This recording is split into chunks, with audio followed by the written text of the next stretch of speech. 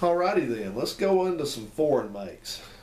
We're probably going to do several of these lesser known makes. Well, no, I don't guess I will. I think I'll just do this individually. Let's start out with, let's do two of them together. Let's do a Saab and a Volvo.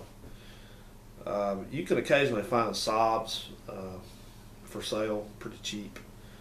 And the Saab that you want to buy, if you don't know, you need to keep in mind that the Saabs and Volvos are foreign cars, and the replacement parts are a little bit more expensive for them. So you need to keep that in mind. But a lot of stuff can be repaired on those by the do-it-yourselfer. There's a lot of resources to repair them, so that's not a big deal to me.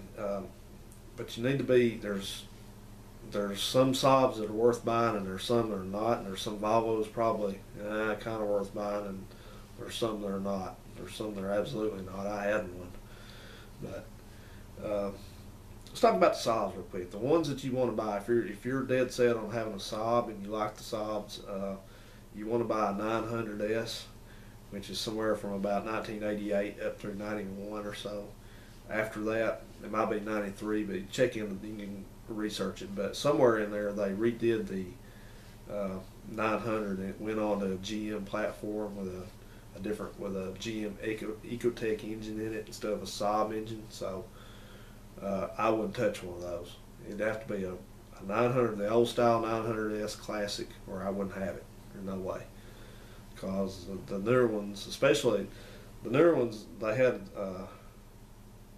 might have still been a Saab engine in it. I'm not too up on my Saabs, but I know one of those Saab turbos in there had some oil sludge problems, so you need to watch for that too if you're thinking about buying one.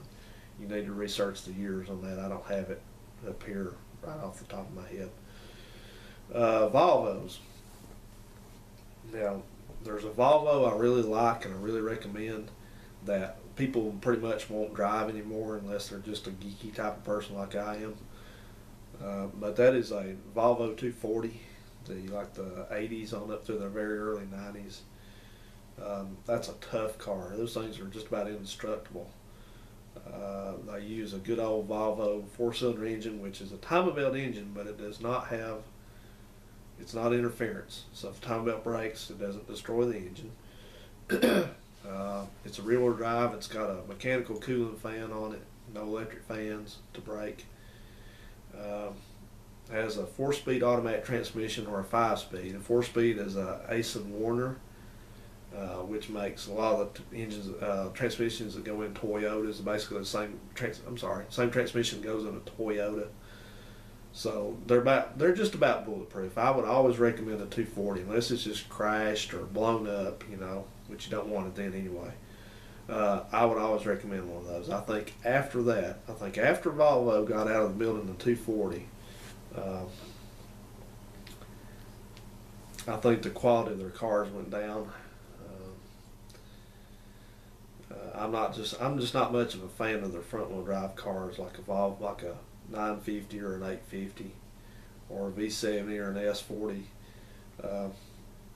I like the looks of the newer V70 wagons, but you need to be aware of that after model year 1998, which means 1999 and newer, those cars became a lot more electronically complicated to the point that they almost cannot be repaired at home at all.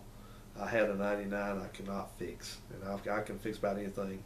I could not fix that car because they have a lot of proprietary electronics in them.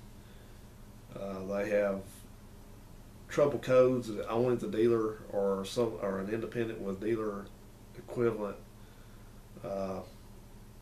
scan tools can read. They have a very draconian security system. It's a nightmare. You don't want to touch it. So if you're going to buy one of those like a B70 or an 850, get a 1998 or earlier. So that'd be my recommendation. They're nice cars though, and they're still tough cars. Otherwise than that, I wouldn't fool with a Volvo. So, all right.